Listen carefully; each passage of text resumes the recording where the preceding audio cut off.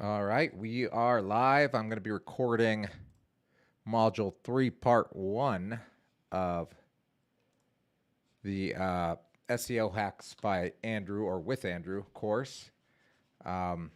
Just checking the sound real quick. Let's check. Yeah, it's fine. Perfect.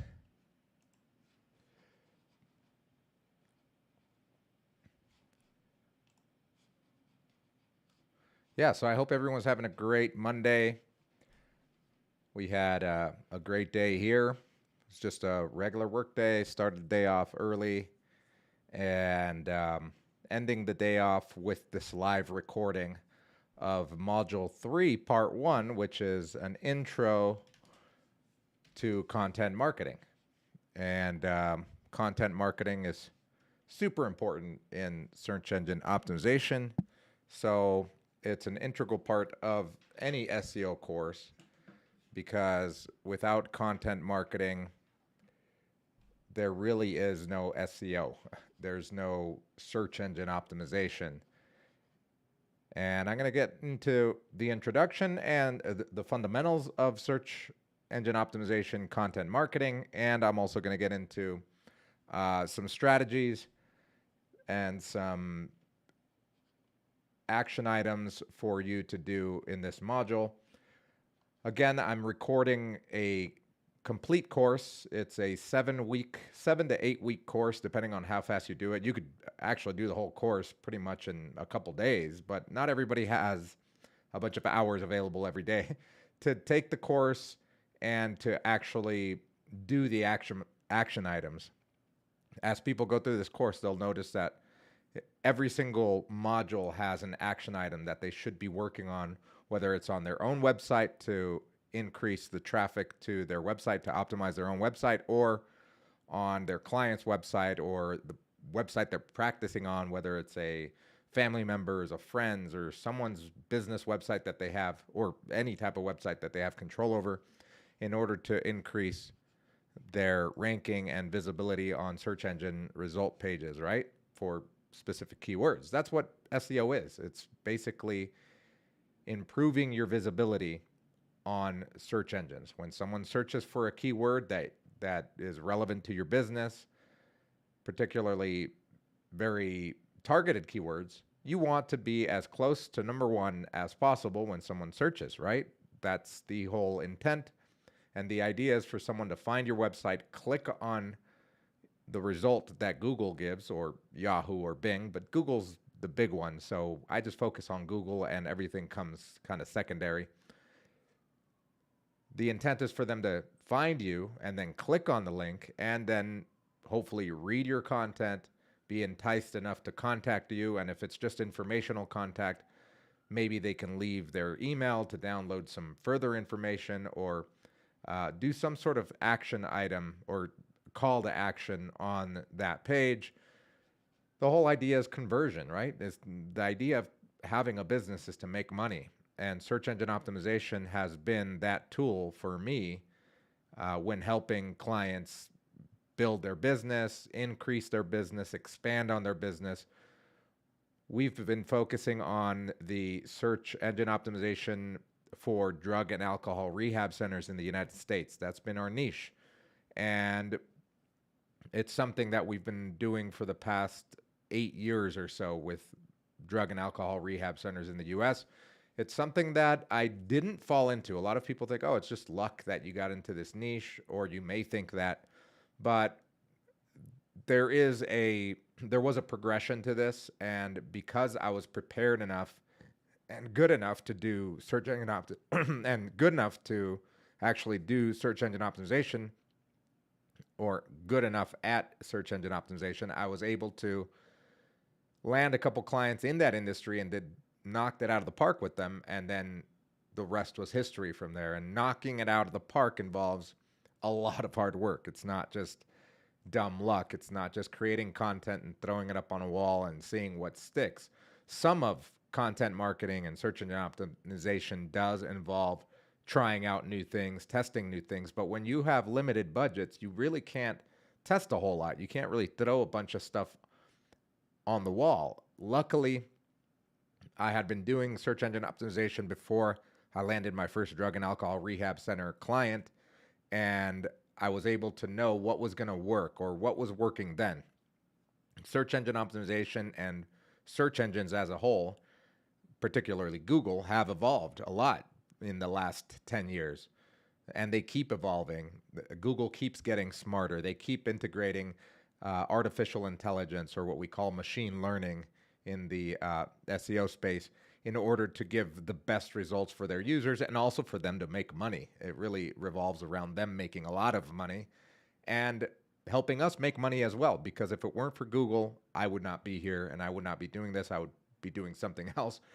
But luckily, I've been good enough at search engine optimization for Google that I've been able to build a digital marketing agency that caters to drug and alcohol rehab centers across the United States. And we've been very fortunate that our clients have expanded, have been with us for the last 8 years. We have basically in the last 8 years, our client base has changed very small. I mean, we've added clients, but we don't have a lot of turnover.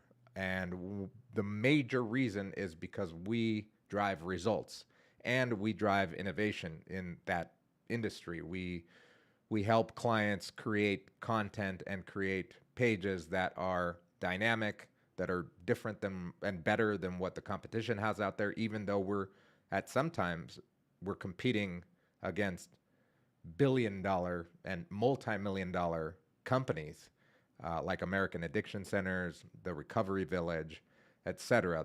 There are so many out there, even government pages like SAMHSA. That's what we're competing against. So we have to work very hard to beat them out and be very creative in our approach because we don't have that $1 million budget, per month or bi-monthly or quarterly to, it's not there yet with our clients. Eventually we will get there, and we have a lot better budget now than we did when we started. But it's all because we've helped produce results. And that's what this course is for. The course that I'm creating is to help people not only learn search engine optimization, but to be able to get results right away. And by right away, I mean within 3 to 6 months, because that's what SEO does. And even though this is a 7-week course, you will see if you have an established website or if you have a blog or something and you implement these things or these techniques that I'm showing you, you will see some improvement. You may knock it out of the park and see huge improvements because maybe you have great content, but you were lacking some other things like technical SEO issues, and you fix those, and then you see your organic traffic go way up, shoot up. I've had clients that have had that happen where they had content, they had a good product, they had great product reviews on Amazon and on Google, but their website itself, their e-commerce site, just didn't work, or their drug and alcohol rehab center website just wasn't getting indexed for keywords. And within a month, we were able to increase or double their organic traffic just by making some very technical fixes, like maybe speeding up the page, adding meta description and title to each page because maybe the previous person didn't create that for them. Creating interlinking content to make sure that Google is able to follow a path and be able to index the entire website, all pages. Sometimes people will create content and create a URL on their website and not link it to anything else in their website. So it takes Google a lot longer to index that page, and at times Google may not even index the page at all. So you're just writing content for no reason. So there has to be a strategy. So today I'm recording part 1 of module 3. I'm already at module 3. So I'm hoping that by the end of this month, I'll be done with the whole course. I'll be uploading it to my website, andrewmacia.com. I may create a secondary website as well to sell the product. I'm going to be giving it away for free, only to the people that are part of my newsletter. So make sure to click on the link in the description to this live recording. There is a link to the newsletter. Sign up. It's free. I give updates every month on what I've been doing as far as the streaming goes. Obviously, I do game and I do gaming. I probably game more live than I do these streams live, but the idea is to stream live while I record the module so that I have a recorded history of the process, because right now I've made zero. Well, that's not true. Since I started streaming this course, or these videos that I'm creating for the course, I've gotten 2 clients out of it. So I've already made money from the course per se, but from the actual product itself, it's not done yet, and I haven't sold it yet. I haven't gotten any clients after creating the course, or consulting client. The idea is to create the course and sell it and make passive income, because this is going to be my 4th stream of income. And I want to have a recorded history of me creating this, and then a year from now being able to look back and say, hey, this worked, or this didn't work, or even teach you and say, hey, look, I did it and I started with 0. My YouTube page had, very, very little to 0 followers, and now I'm here and I'm making X amount of dollars passively. You can do it too, and I can show you how to do it because I did it. So that's why I'm recording these live. They'll live forever on my YouTube page and on the Facebook on my Facebook page as well. And I also have the recordings, which I'll somehow use in the future. But let's get started with the recording of part 1 of module 3. I'm gonna hit the record button here.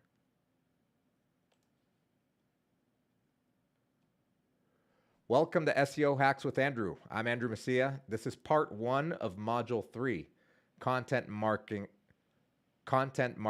intro. Today I'm going to go over the fundamentals of content marketing. Later, we're going to dive even deeper. Before we get started, let's go over some of the things we've learned already in this course. In module 1, part 1, we talked about SEO, and it was an introduction to SEO, and there were a couple of action items there as well. In module 1, part 2, we went over keyword research. And in part 3 of module 1, we went over advanced keyword research. Then in module 2, part 1, we talked about on-page SEO. In module 2, part 2, we talked about on-page SEO and technical SEO. And finally, in module 2, part 3, which was the video before this, if you're going in order, was all about an SEO audit for a web page or for your website. So why is content marketing important? Google has evolved.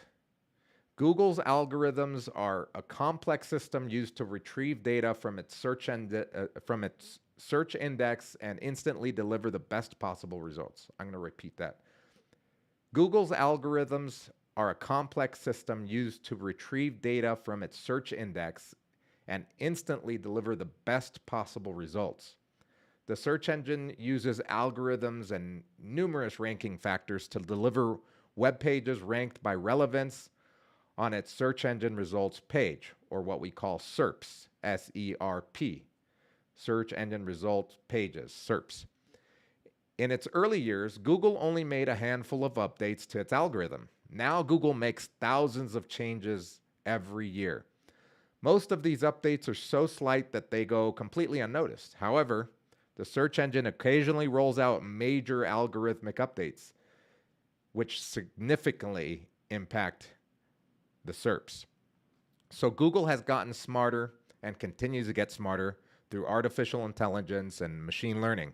To rank well nowadays, you need to understand what your target audience wants and what Google wants. This is content marketing. According to contentmarketinginstitute.com, the definition of content marketing they have is content marketing is a strategic marketing approach.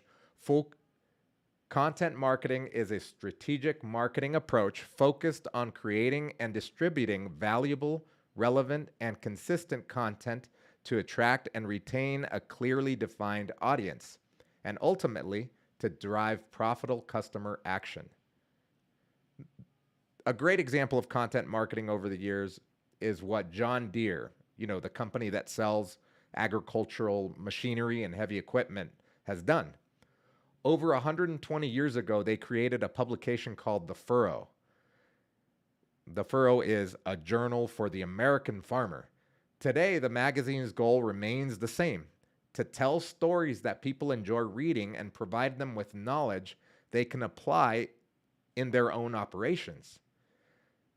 So they created this magazine 120 years ago, and it wasn't John Deere himself. I remember reading this story, and it was his son when he took over the company. He created a magazine, and it wasn't a magazine to sell John Deere products. It was a magazine to entice and to entertain and to inform farmers about their industry. And very little do they even mention John Deere products, but it's a magazine by John Deere. He knew his buyer persona very well. He knew that if we created content, and back in the day it was printed content, it was a magazine, specifically to our target audience, we have a captive audience there. Content marketing is all about consistency. They've been doing that for 120 years and it still exists today. They've been super consistent. That is the epitome of consistency. So you need to have a process for creating high quality content consistently. According to Neil Patel, the conversion rate for those applying a content marketing strategy is 6 times higher than those that are not. Content marketing creates brand awareness, it educates your audience, and generates leads. 91% of business-to-business marketers use content marketing. According to CNET.com, over 40% of internet users use ad blockers on their browsers. That means that you won't be able to reach anyone using online ads. I'll repeat that. According to CNET.com, over 40% of internet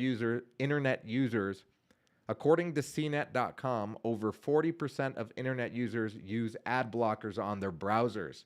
That means that you won't be able to reach everyone using online ads because the browser blocks them. I personally use internet ad blockers. The only ads that they won't block are the Google search result ads at the top. But if I'm blocking every other ad, for example, if I'm browsing a website and I don't want to see ads, I can do that because I have an ad blocker. And according to CNET, over 40% of internet users use ad blockers. They're savvy enough to know, oh, if I download this free extension for my browser, I'm going to be able to block those annoying ads that may be relevant to me, but I don't want to see them while I'm browsing medium.com or I'm reading an article on my favorite website, etc. So finally, the quality of lead through content marketing is 3 times higher than that of a paid search visit. That's super powerful. If a lead is 3 times more powerful than a paid ad, then you know that it's super important. That's why I love search engine optimization, because I'm able to take someone that's spending $120,000 a month on Google Ads in the drug and alcohol rehab center industry, which it's very common, spending over $100,000 per month to get 500, 600 calls and to fill their beds. I can take that and reduce it. I've reduced it down as far as $2,000 in some cases. And that, you can imagine how powerful that is for me to be able to tell a potential client that we've been able to reduce a marketing budget by 1,000% fold. So it's super important. It's super powerful. That's why I love content marketing. When a client has a lower budget than a bigger company, we can win through content marketing. So here are a couple case studies, and these are real current clients of ours. So SEO for Peace Valley Recovery. Peace Valley Recovery is a drug and alcohol rehab facility in Doylestown, Pennsylvania. They were a small operation when they hired us a few years ago. And here was the challenge. PeaceValleyRecovery.com is an outpatient addiction recovery center in a small town in Pennsylvania. They didn't have a big budget, but wanted to compete with the bigger guys in their state. Pennsylvania is a pretty big state. There's a lot of recovery centers there. They wanted to rank for local keywords such as Pennsylvania Rehab and Philadelphia Rehab, even though they weren't in Philadelphia. So the solution, We built a strong foundation with on-page SEO. We cleaned up what they already had, improved on what they already had. We implemented a content strategy that involved writing 8,000 words a month. The content marketing strategy involved guest blog posting, guest appearances on podcasts, and press releases. The results: organic traffic on the website has grown by over 250% in the last year. Admissions have grown. Revenue has grown. Also, they're on the Inc. 5000 list of fastest growing 5,000 private companies in the United States. Here's another case study. SEO for the RX advocates. The challenge: the rxadvocates.com is a patient assistant program that helps people get big discounts on prescription medications. They wanted to reduce their AdWords spend by targeting organic visitors. The solution: we implemented the solution. We implemented a content strategy that involved writing 10,000 words per month. We've targeted low-hanging keywords or long-tail keywords. The content marketing strategy involved guest blog posting, guest appearances on podcasts, and press releases. We also optimized their website for conversion. The results: organic traffic on the website has grown by over 128% in the last 4 months. Paid ad spend has decreased, and the cost per acquisition has decreased. So content marketing is heavily based on your buyer persona. You need to understand your buyer's pain points. There's an art to balancing the keywords you want to rank for and the content that sells. In Module 1, we went over buyer personas. You should now have a good understanding of your target audience. Now let's go over a customer's journey. A typical customer journey may look like this. Number 1, they're discovering a potential problem. Number 2, they're understanding the problem. Number 3, they're discovering potential solutions. Number 4, they're deciding whether your product or service is the solution to go with. Number 5, comparing your products or solutions with the competition. Number 6, they're searching for the best price. Number 7, they're searching for your product or service specifically. And number 8, there's a creative application of your product or service, or an extended application of your product or service. So this 8-step buyer's journey can be condensed into 3 main phases.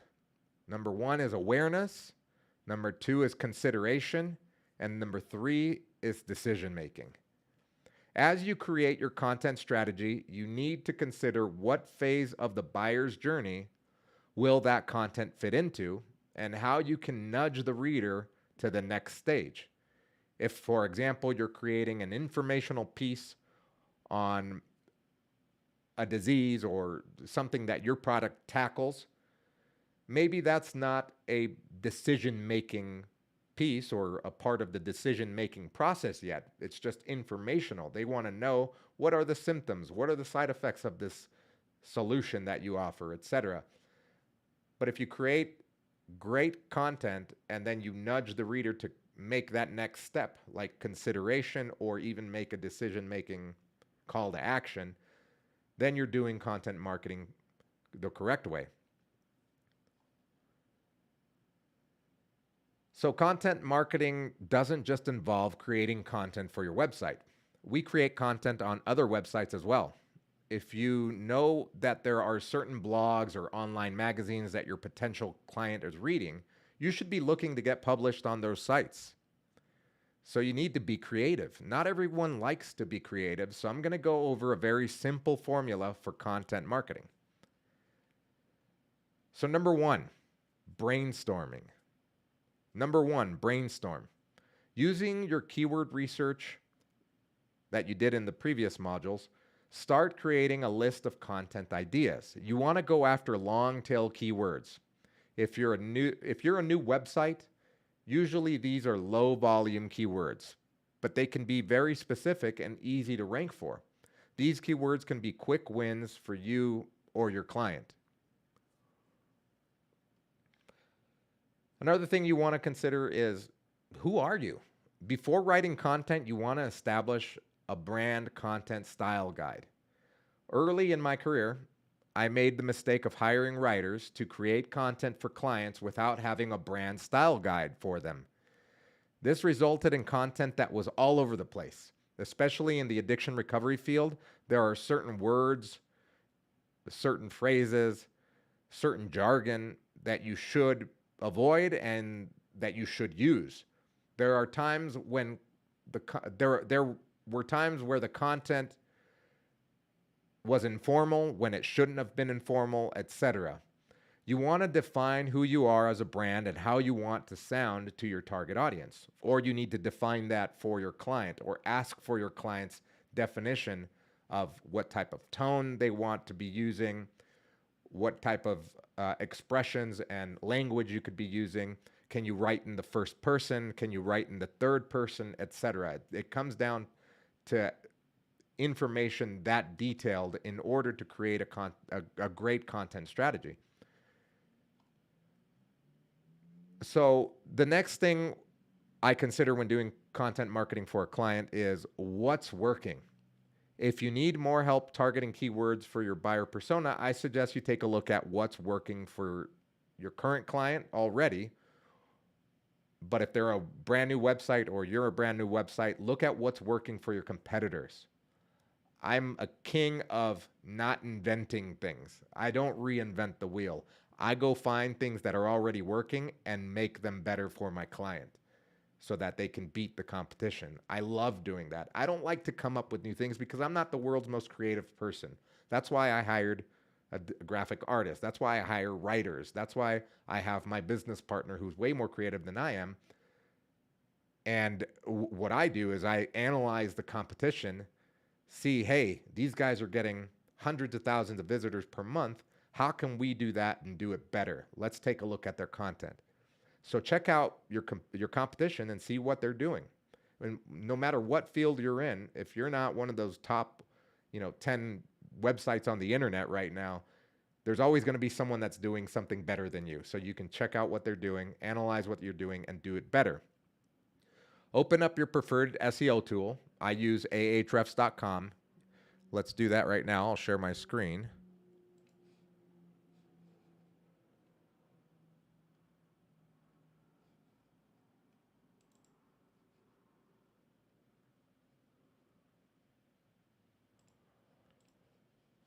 Let me share this screen.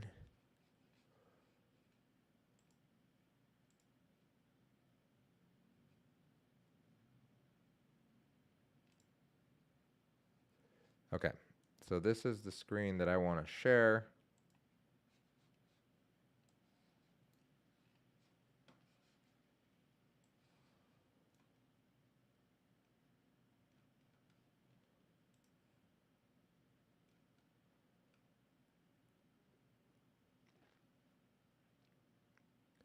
So you want to type in the domain name in the Site Explorer. So I use Ahrefs. So here I'm going to type in the keyword, or sorry, the URL that I want to check out. And let's do Peace Valley Recovery because that was one of the case studies that I used, or the first case study that I showed you.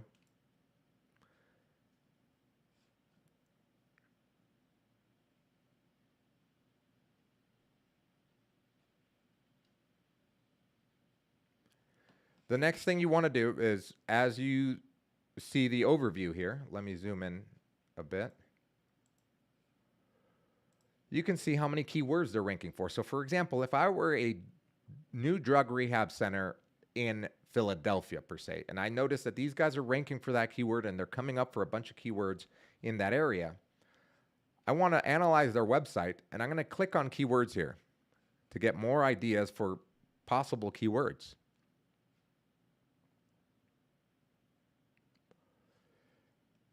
And here's a list of all of their keywords, 13,833 to be exact in the United States. And what I could do with this list is I can order it by positions. Like I want to see what are their top positions, ranking number 1. And this report will give me the exact keyword that they rank number 1 for and the URL that they're ranking, that keyword is ranking for. Stages of alcoholism, and this is that blog post that they rank for. Alcohol and drug rehab in PA. They have a Pennsylvania page that ranks for that, number 1. So as you can see, that this could be very powerful as I'm getting more ideas for content and more ideas for longer tail keywords. As you can see, for example, drug and alcohol rehab in PA only gets searched for 90 times a month, and the difficulty is a 32. That's out of 100. So it's not completely impossible because the market's not saturated. The SEO is not overrun by big companies in PA doing SEO and vying for this keyword organically. So there is a chance that I could rank for that. And it's a longer keyword than just rehab in Pennsylvania, right? Alcohol abuse services in Doylestown, PA, but that's very specific to their city. Addiction recovery, Philadelphia. Instead of drug rehab, maybe I can go after the keyword addiction recovery because it's probably easier than drug rehab. So this is the type of analysis you want to do with your competition. See what they're ranking for, what they're ranking for number 1. You can export this and start. What I do is I export it as an Excel spreadsheet and I copy paste all the information onto a Google Drive spreadsheet, and then I start filtering. I start filtering by position and also keyword difficulty and cost per click. I want to see the top position keywords with the lowest amount of difficulty and a high cost per click, because I know that if people are paying a lot of money per click for a keyword, then I know that it's going to be valuable for my client because it's going to be a converting keyword. It's going to be one of those keywords that we call a money keyword. And in the buyer journey, it's the decision-making keyword, because if people are paying for it, it's because it's going to convert well. It's a decision-making keyword, or what I like to call a money keyword. Furthermore, I like to look at a website's top pages. So again, if you're on the overview or any area on Ahrefs and any SEO tool or any keyword or site explorer tool like SEMrush, Ubersuggest, ShineRanker, Moz.com has this functionality as well. You could take a look at their top pages. For example, I'll click on top pages here on the left, and now I can see which pages are the ones that are driving them the most traffic. And this, again, is super important because their number 1 page is this blog post. What are the stages of alcoholism? It ranks for 2,440 different keywords. That's a ton of keywords, and it's driving probably thousands. If I didn't know this website, if it was a competitor, obviously this is a client, and know exactly how many visitors come to this website or this blog post alone. But if I were a competitor and this was my new website and I wanted to compete with this, I would take a look at, stages of alcoholism. There must be something in there. I could even click on here on this little arrow, go to the complete overview of just this blog post to see more in depth what they rank for, etc. I can also click on, I'll click on that overview, for example. I say, okay, stages of alcoholism, that is something that we can write about. Let's take a look. They rank for over 3,000 keywords, and here they are. Look at this very long keyword. Again, if you want, you can order this by keyword difficulty. Let's see. That's the hardest. Obviously, alcoholism is very hard to rank for. Gone drinking sign. Okay, we don't sell gone drinking signs. Eating before and while drinking. That could be something that you could rank for. All my friends are alcoholics. After 5 drinks, what to do after 5 drinks. So as you can see, keyword difficulty on these is like 0. It says 0. Yet, late onset alcoholism. That could be a very good keyword to rank for, but according to the cost per click, it's costs 1 cent. That means that people that are searching for rehab are not looking this up, so maybe I'll skip that one. So as I go down the list and I start formulating my list of keywords to go after, I'll look at this one costs 50 cents. That could be good. No alcohol past this point. Sign. Okay, well, we don't sell signs. Type 1 alcoholism costs $3 and its keyword difficulty is 0 and it gets searched for 50 times a month. If I'm a brand new website and I talk about alcoholism, whatever it is, I'm going to write a whole blog post on type 1 alcoholism because there's 3 types, and I'm going to make 3 blog posts, and or maybe just 1 blog post on the types of alcoholism, and make sure that this is front and center because it could be very easy and quick win for myself or for my client.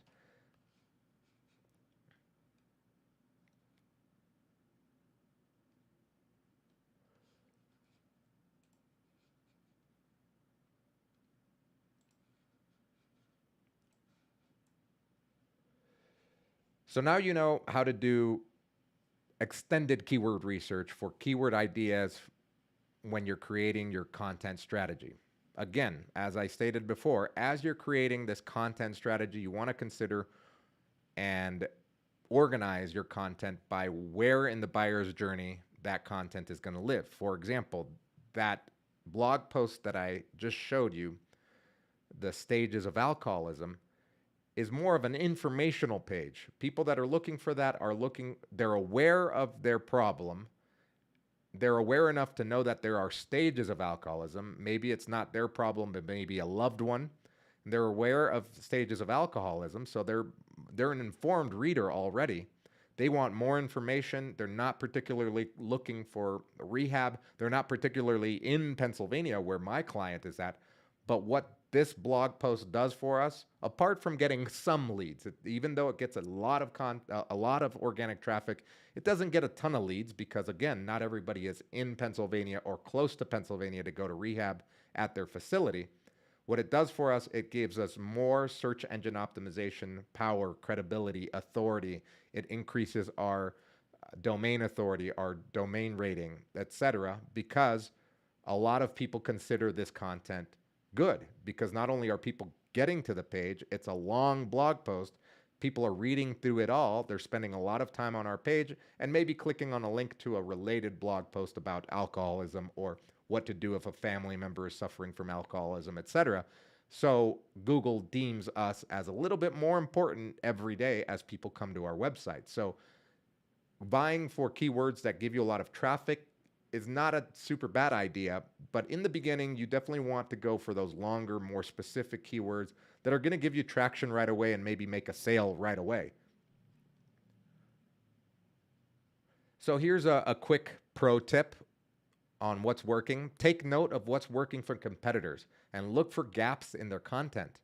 For example, I just showed you a gap in our content because we don't rank number 1. That blog post doesn't rank for what was it, for first stage of onset alcoholism. We don't rank number 1 for that, and that's super easy to rank for. Now that I know that by doing this SEO course video, I'm going to go back to my writers and say, hey, let's write more about this keyword so that we can rank and get another extra 50 visitors to the blog for that keyword. So you want to take a look at what's working for your competitors and do what I just did and see what keywords are longer keywords that are easy, that have a keyword difficulty that's very low, and that have some searches per month. I usually go above 50 or even above 100, and maybe that the cost per click is a little bit higher than $1 at least, because then that tells you that that keyword could be very important and it could be very profitable.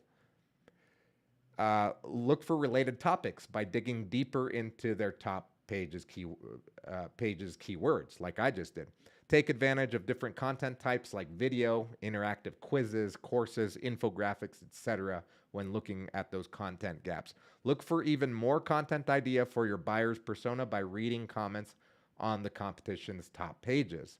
So if you are, let's say, an e-commerce site or some sort of service that gets reviews, etc., you not only want to look at their top pages, but usually a top page may be a blog post or a place where someone can leave a review or a comment.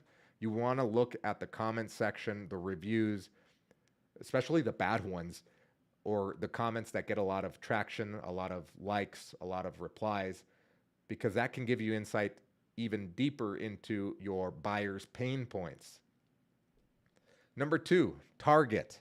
Now let's talk about what type of content to target. First, I want you to go to your keyword research tool.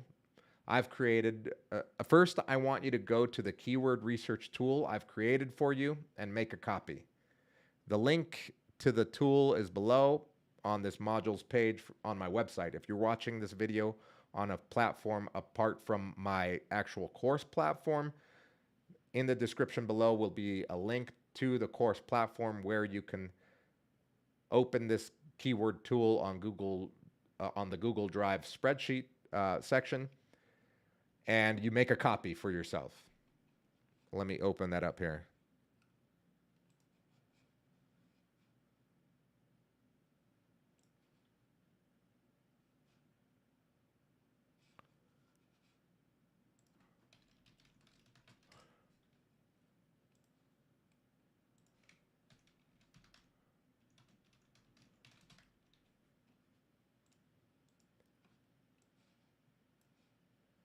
Okay, so now that I'm here,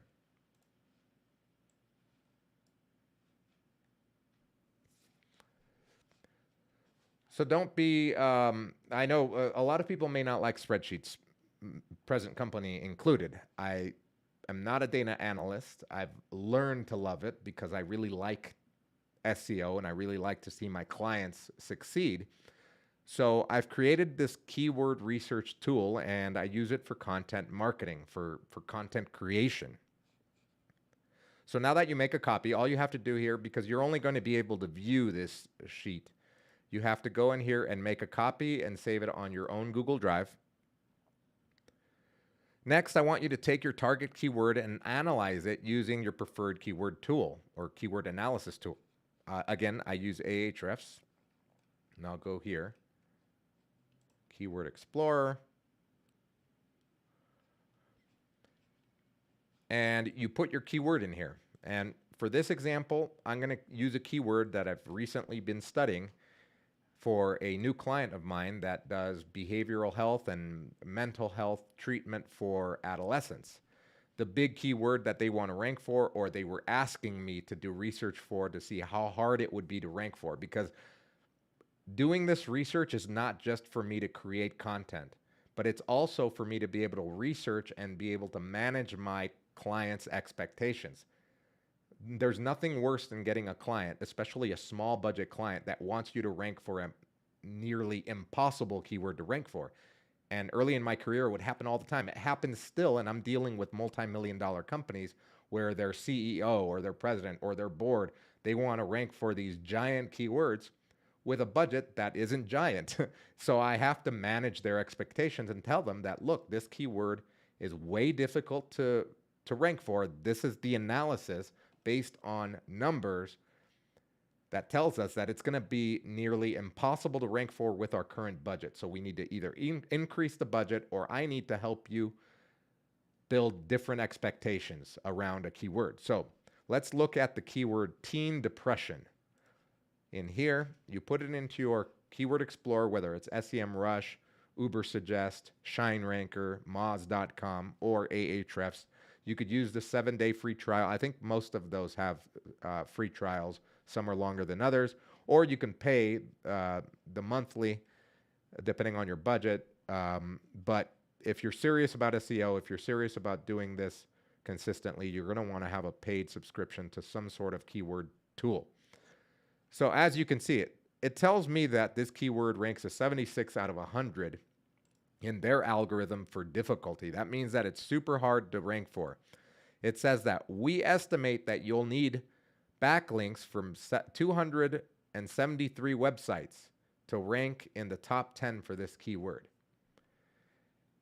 So when I started search engine optimization, I would look at these stats. I would see this and I would say, like, well, how are they getting this? Like, and there were times where I would follow this by heart, and we would get backlinks from, well, let's say in this case, 273 particular websites or individual websites or more, and yet we weren't ranking. We weren't even near the first page of Google.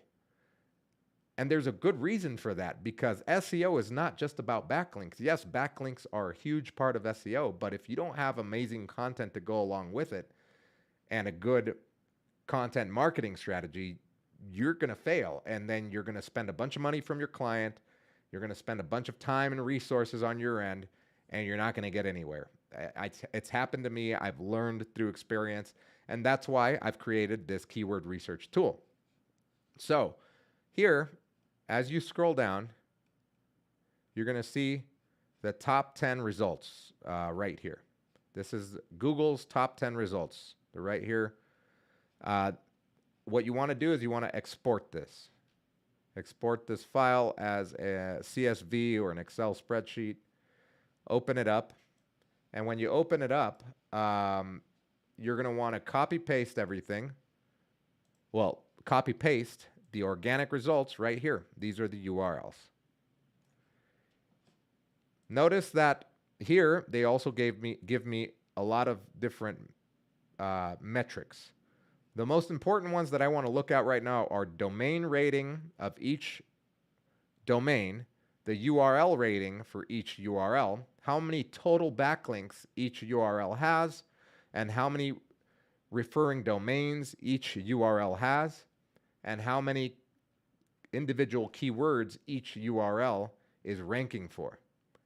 So that's what I did here in the Excel spreadsheet. I basically copy and pasted each metric that I just mentioned. Domain rating is here for all of them. The URL rating is here for all of them. The backlinks are here for all of them, and the domains, particular domains linking to this, each URL is here. And the keywords that each page ranks for is here, as you can see. Right here, I have an average. I basically just created a small formula to add all of these and then divide by 10 to give me an average. And it's the average domain rating on the top 10 is an 87. My client is a brand new client, so their domain rating is a 0. The URL rating, which is a metric that Ahrefs uses, I'll read it here. URL rating. URL rating shows the strength of a page's link profile on a 100-point scale. If you're analyzing a domain, the home page's URL is shown. URL rating. So the URL rating for SAMHSA, which is a government website, super high. Same with their domain rating. So the average URL rating is 44. Again, my new client is at 0. How many backlinks go to this national helpline page? A total of 841,587 backlinks. They're a government national helpline. Of course, they're going to be linked to all over the place. How many individual URLs linked to them? 12,855. Here are the averages. And again, in this in the mental health space, Google sometimes puts government page, the SAMHSA government page, at the top just because they're a government page, not because of their own SEO efforts. It's because they're a free and very trusted source of information, so they'll put them at number 1. And how many keywords each URL is ranking for? The SAMHSA page ranks for 118,382 individual keywords. The average amount of keywords that each page ranks for is about 12,736. The average amount of backlinks, individual backlinks, is 1,594. That's why I do this research, because the tool tells me 273 backlinks should be my target. But my individual analysis tells me that the target is way bigger than that. It's basically 5 times that amount at 1,594. The next thing I want to check is the word count. And for word count, all you got to go all you got to do is go to SEO Review Tools, Bulk, Web Page, Word Count Checker, and you grab the 10 URLs here. I paste them here. Click the reCAPTCHA checkbox there, and I perform the check. I'll let it load here. This is a free tool, by the way. And here it tells me not only the word count, the total word count, but also how many links are in the content, which is another metric that I put here. So here's the word count for each page, and then the anchor text count, which is right here. So what I do is I export this as a CSV file, open it up, and copy paste these numbers because it's easier than, you know, writing them down all one by one. And I paste them on my document here. And then I have an average word count for each page is 2,301. And if I'm going to outdo the competition, I'm going to do 3 or 4 times this amount of content. But it's not just any type of content. It's going to be well researched because again, this keyword in the buyer journey is an awareness keyword. It's an informational keyword. It's a keyword where if I'm a concerned parent, I'm going to, or let's say a teenager, particularly it's concerned parents though, and this is the buyer persona that we're trying to tackle because they're usually the decision makers, and most of the time they're the decision makers in a family. So they're going to be looking up the keyword teen depression to understand what it is, see if my kid has these symptoms, and what I can do to remedy that with the least amount of struggle to not only my child, but also to the family and to my pocketbook. I've already studied the pain points for all of these buyer personas. That's why this is so important, because if I tell a writer, hey, we need to write 4,000 words about teen depression, I've got to tell them exactly what the buyer is looking for, not in knowledge, and also what type of verbiage we need to use and what kind of calls to action we need to use. The next thing that I look for are how many times my keyword number 1, here's keyword number 1, and then how many times keyword number 2 is mentioned within the content. The SAMHSA government page, again, they're put up there by default by Google because they're very informational, and even though this is my arena and some people would say, well, that's not fair, they're being put up there just because they're a government page. I do think that they have a lot of helpful information, and if someone needs to make a free phone call somewhere and there's a national helpline, that's more important than my client getting someone in their door, because this could be a life or death situation when you're talking about mental health and also addiction recovery. So I want to see how many times the keyword is searched for, and I have an average here, and then I have an actual percentage density to to word count. So the keyword teen is used 1.4% of the time in the 2,301 average word count. The keyword depression is used 1.4. So again, they're very similar. So and I don't use this as a definitive marker. I do this for research purposes, and I don't even tell this to my writers. I don't say, hey, we need a certain percentage of the keyword to appear, because if I do that, then I start getting really bad content. I've done it before. I don't recommend that you do it. If you're your own writer, don't worry about this and don't analyze this until after you're done writing. So this is what our editors do and what I do when I edit content. I then run it through a check like this and say, okay, the competition uses 1.4. How many times are we using it? And if we're close or we exceed that, that's great. And if we're way under, I go in there personally, or one of the editors will go in there personally and add it in a palatable way, not where we're stuffing the word somewhere. But maybe the writer was writing and then it could have been mentioned there, but they didn't, because they're a writer and we want them to do the best job possible. They weren't thinking as a search engine optimization person, but that's our job. That's my editor's job.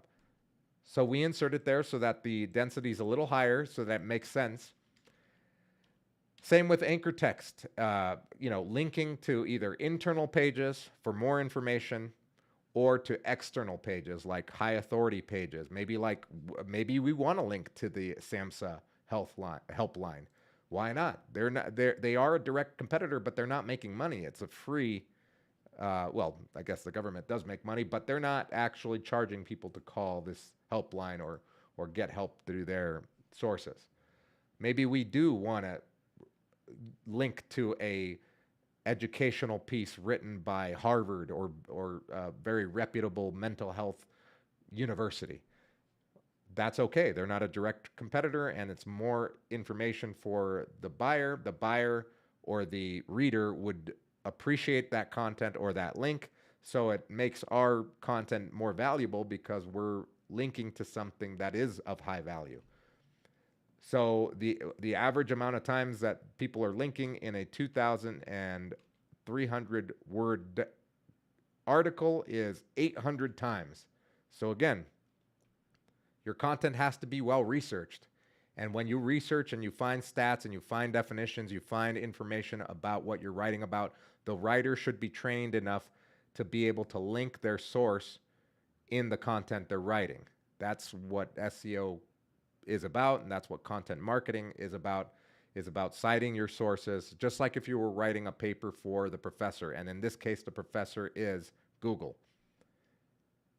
The next thing that I do is I go through each website and I check how many images there are. And if you just Google, website image counter, or you could do it manually too, but that may take longer depending on what type of, pages you're analyzing.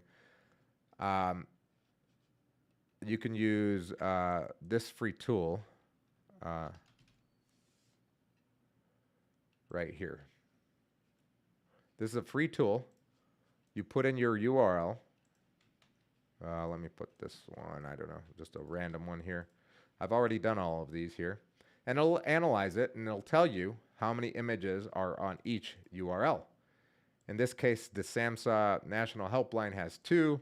This one has 15, 20, etc. And then I have an average. So if I'm writing 2,300 words, I should have an average of 13 or close to 13 images. If I'm writing 4,000 words, then I double that. And it's for good reason, because you don't want just a block of text. Even though this is an informational piece that I'm going to be telling my writers to write, I don't want just a bunch of text. I want it to be nicely presented with images that are tasteful and obviously that go along with what they're writing about. If we need to create graphic art, my graphic artist or someone on Fiverr or someone on Upwork can create a little infographic or small pieces of an infographic that you could spread out through the content that talks about the statistics or the information that you're giving. In order for that content to be better delivered than what your competition is doing. Videos, as you can see, highly lacking. The average is 0. There's only one page that has a video, and that one I do manually. I haven't found a free tool that counts videos for you. But again, most pages don't have more than 1 or 2 videos anyway, so it's easy to count. The Page Speed Insights, or Page Speed Insights, the tool by Google, pagespeed.web.dev. You put in the URL here, and it'll tell you how fast it is on mobile. That's what I care for the most, is mobile, and it's a score from 0 to 100. So the average page speed for the top 10 is 37. So my website should load faster than all of these, or at least competing with Medline Plus. It looks like they've worked hard on their technical SEO so that their pages load fast, and it's worked because theirs is an 83. Even the SAMHSA one is a 60, which is, I guess, high, but it's not, it's not what Medline has done. Well, Medline is the government page as well, so kudos to them. The next column here are the notes. And I note important information. I don't overload this because I'm going to do that in the outline when I write that I outline for the writer. So one thing that I noted is that there's no author information or medical reviewer information, and there are no sources listed on 1, 2, 3, 4, 5, 6, 7 pages on the top 10. So we definitely want to have that, and we want it to be kind of front and center because, again, this is a medical informational page. The first thing that you should see is who's writing this stuff and who's reviewing it. What are their credentials? Why should I take your information as a fact, or why should I hold it as an authoritative piece of information? And we're telling the reader this is why. And not only the reader, but we're also telling Google that we've spent the time and the money, but most importantly, the time to inform our reader on who's writing this information, what else have they written, why they're qualified to write this, and the medical reviewer, the psychologist, the doctor, the person in that's the social worker, whatever the case is. You can find these people on Upwork. I find them all the time. My particular favorite place to find people to review content is Upwork, because you can find people from all walks of life and different backgrounds that can review content, and will put their name next to it, and they've reviewed other content across the internet, which is also important. You don't want just any old doctor. I mean, it could be okay if it's just any doctor, but preferably it would be a doctor that has been published before, that has reviewed other content on the internet. And more than likely you'll find that on upwork.com because they've had other gigs. So this is the keyword research tool. And this is a very important tool when we create content, because we need to research the competition.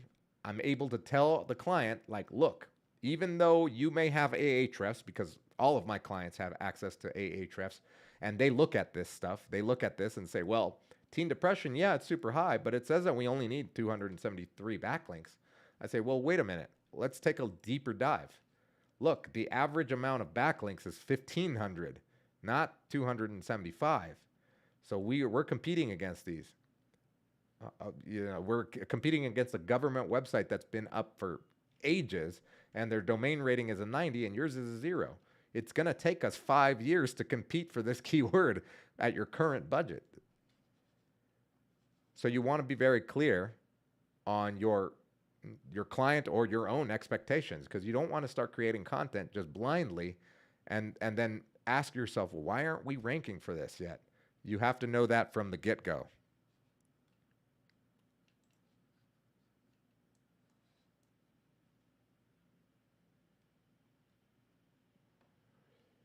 So now you know how to use that keyword research tool. You could add more columns for deeper dives. I actually have a larger keyword tool spreadsheet that I use, where I even include the meta title and the meta description that each top 10 website has, so that I can look for ideas for my writers as to what to write as a title and what to write as a meta description, because the top 10 usually are very good. That's how they got to the top 10, is because they have great content and good descriptions, good titles, etc. Same with headers. I take a look at how many H1 headers, well, usually it's only one, but how many other headers they have, and analyze their headers, how they sectioned off their content, etc.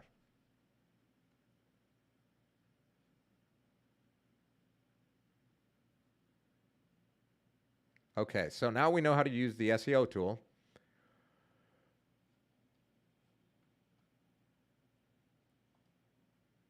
Now let's talk about supercharged content. Number 3, supercharged content. To beat your competition, you need to go above and beyond what the competition has on their high-ranking pages. For example, this is a good example of a supercharged content page. Let me share my screen again.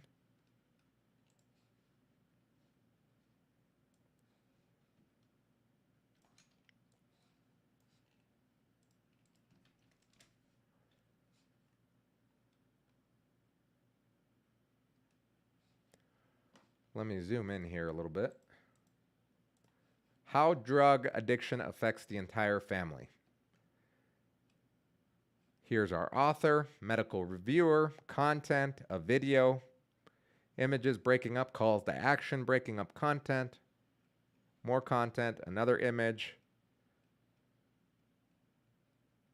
content, links to internal pages and external pages as well. And the sources are cited at the bottom for added authority or added edification to the article. So as you can see, this is a well-researched, well-written, well-presented blog post. It's not extravagant. I wouldn't say it's our most costly blog post we've ever done. It's probably one of the least costly, but it was well-researched, well-written, and it's been well-delivered to the target buyer persona. This isn't an extravagant or amazing looking piece. It's very straightforward, but charged with very good content that answers many questions. It also has unique images and a video embedded. Because we were able to create a strategy using our keyword research tool, this page now ranks for over 1,700 keywords. And let me show you that so that you know that I'm not just making this stuff up. I'll go here and I'll put in the URL up here to analyze the URL, and it'll give us an overview of this URL. So this currently this URL ranks for over 2,100 keywords worldwide. And it gets about over 2,000 visitors per month to this one URL, to this one blog post. That could be very powerful for our client. So this is proof that you don't need an immense budget to create a supercharged page, a supercharged content page.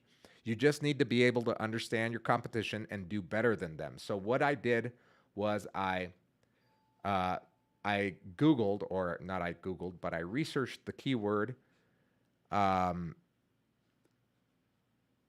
family addiction, and I realized that there were many gaps in the content that was being presented, or the top 10 results. And I was able to fill the gaps by filling out our keyword research tool here, and then creating an outline for our writer to follow in order to do the research and write out what we needed to write out. And then we built backlinks to this web page, and slowly but surely we got to the top for many keywords, including 2,100 of them.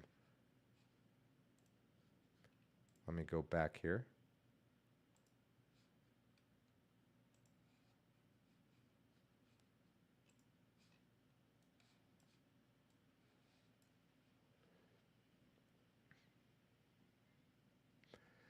So what is supercharged content? I just showed you an example, but supercharged content is in-depth. Sorry, what is supercharged content? I just went over what supercharged content looks like, even with a lower budget. It is content that is in-depth, well-researched, and unique. It's also accurate and up-to-date in regards to stats and data, so make sure that you're Googling and searching on pages that are up to date, not looking at stuff that was researched even 3 or 4 years ago. I guess depending on your industry, but usually you want the most relevant and most recent data and stats. Usually longer word counts are what rank the best for us. As you could see, that one was probably around 1,500 to 2,000 words, and it ranks for over 2,100 keywords. That's insane. But that's the way SEO works. If you have something that's accurate, that's filled with new stats and good information, it could rank for more keywords than what the actual word count is. But usually for us, longer content pieces are the best ranking for us and the best producing for us. Supercharged content is also content that stands out from the competition, whether it's graphically, dynamic, maybe it has a video, something interactive, etc. That's something that's going to stand out from the competition. And finally, supercharged content satisfies a need or a want. Finally, you want to make sure to ask your readers to leave a comment below. Don't be afraid to stir the pot. Some of the best content out there is content that has a lot of replies, a lot of comments, people having their own opinions. So again, depending on your industry, you can actually have an opinion. Don't be afraid to make a statement and stick by it and have people interact with you in the comments. And then you have to be very diligent to reply to their comments, even just to say thank you for the comment, the suggestion, the feedback, etc. Number 4, working with people. As you start, you may be working by yourself. That's how I started. But as you grow, you'll be forming your team. But as you grow, you'll be forming your team. So you want to use a task management tool to make everything easy to follow.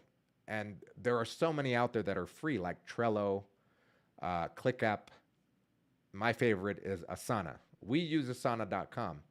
And imagine, we're a pretty big team and we still use the free version of Asana. Even when in projects where I'm the only one working, for example, in SEO Hacks by Andrew, right now I'm the only one doing this because no one started to edit my videos yet or anything because I'm not done with all of them. I'm the only one on Asana, but every time I have a new module, I put it on Asana and I detail what I need to do and I put a timeline and then I check it off as I get it done. You want to get in the habit of using a task management tool, whatever it is. It's easy to use. We can communicate there. We can complete tasks. We can duplicate tasks, and we can follow up on tasks. So it's super important that you get in the habit of using a task management tool, using technology to your advantage. As you create content, even if you're the only one working on the content right now, you're the one researching it, you're the one writing it, you're the one marketing it, get in the habit of creating content outlines. Here's an example of one of the outlines that I've used recently for my writers.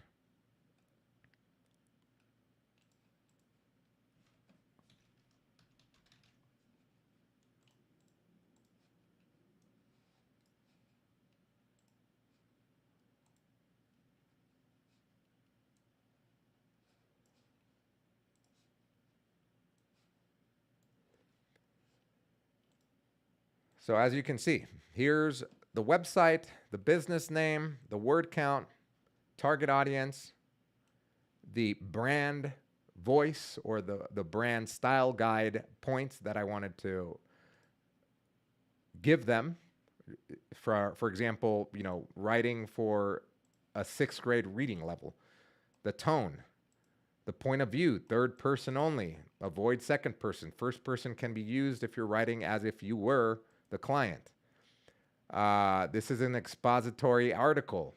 Avoid argumentative statements. What keywords we're trying to target. Semantic keywords. Where to get ideas for semantic keywords. The title tag, how long it should be, the description, how long the description should be, and then the outline, what to include in the intro, what the body should look like. The conclusion, we're embedding a map. Down to important. Do not link to other rehab centers, etc. Even give examples. So this is a really good example of what an outline should look like for your writers or for yourself. You should get in the habit of creating these because as you grow, you're going to have writers, you're going to have a team, you're going to have editors, and you're going to want them to follow a guideline. It makes for better content. I'm very specific on what content they should be writing, from the word count to what sources not to use. Having an outline for your writers will avoid unwanted editing time as you build your team, because you're going to have clients that are going to want to look at the content that you're putting up on their website before it gets put up. So you want to send them something as close to finished as possible. You don't want to send them something that's the first draft and then them having to do a bunch of edits and then bringing it back to you and then you sending them back, them doing some other edit. I've done that. I've had that experience, and that's a quick way to lose a client or have your client's patient tested. So you definitely want to make sure that the best version of your content is being sent to them, and hopefully they never even come back. And then at some point they'll just be like, okay, you guys have been doing this for 5 months now. I don't even need to see the content. I know it's going to be great. Another way to streamline content creation is by having your writers put their content up directly on WordPress and save it as a draft. Your editor can go in, proofread, and edit on the site directly. And if you are your own writer and your own editor, then that's even easier because everything's there already for you. And you can save it as a draft. You don't have to publish it. Your writer doesn't publish it right away, so you could just save it, come back to it, continue writing, or edit it. I make sure that our writers and editors use Grammarly. Grammarly is huge and it's free. We use the paid version because it's amazing, but you definitely want to use Grammarly. And you can find that just by Googling Grammarly. It's a great extension. You could add it as an extension to Google Chrome. So if you're editing right on a WordPress blog post or page, Grammarly will work within the content management system. In a later module, I'll detail how to find people to work for you. For now, just know that you need to get into the habit of creating stuff that's going to be able to be replicated and multiplied down the line. Now let's get to the action items. We went over a couple things right now in this module, or in this part of this module, and this is your homework. Number one, keyword research. Using the keyword research tool that I gave you, start researching your targeted keywords. As you're doing this, I'm sure you're going to get more ideas and more ideas. Some of my keyword research tools go on a giant list of keyword research. And the more that you do, the better. The more insight you have about your competition, about your keywords, about your buyer persona, the better. The better your content's going to be, and obviously the better chances you're going to have of making money, of selling your service, selling your product, or selling that of your clients. Number two, start creating a content outline. Using my outline as an example, create an outline for the keyword that you want to tackle. If you've got an idea for a content piece, why not create a content outline right now? Even if you've already started on the content, it's actually even better if you have a content piece that you already wrote or you already started on, and then create the outline. Because sometimes it's hard to create an outline when you don't know what the end is going to look like. That's what happened to me. I had to start writing a bunch of content and making a bunch of mistakes, and then I realized that, okay, this is what the content outline should look like in order to avoid these very rudimentary mistakes. So thank you guys for watching, and I'll see you guys in the next video. Make sure to complete these action items or get started on them before continuing to the next part 2 of Module 3. Thank you and have a great day.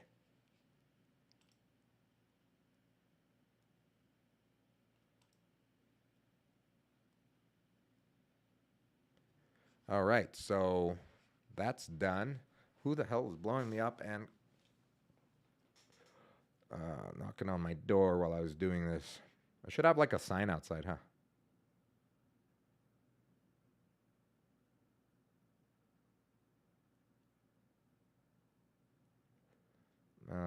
It doesn't say, but someone was definitely knocking on my door. Well, anyway, yeah, that was a recording for Module 3, Part 1. It's going to be a 7-module course. I'm hoping to be finished with this entire thing by the end of this month and have it on my platform so that people that are on my newsletter, that are subscribed to my newsletter, will get this for free and start testing it, going through the course to get feedback, to get reviews, etc. The idea is to make it very actionable and to help people understand SEO in a pretty easy way. Apart from that, it just depends on how hard you're going to work towards your goals. But this is basically information that I've accumulated over the years, and also information that I've gotten from mentors like Neil Patel's courses, Brian Dean's courses. I will always shout them out. They're huge and they would be direct competitors to me, but I don't even care because they're gurus and they're amazing. And if I can associate my name with them, I'm even more than happy to do that.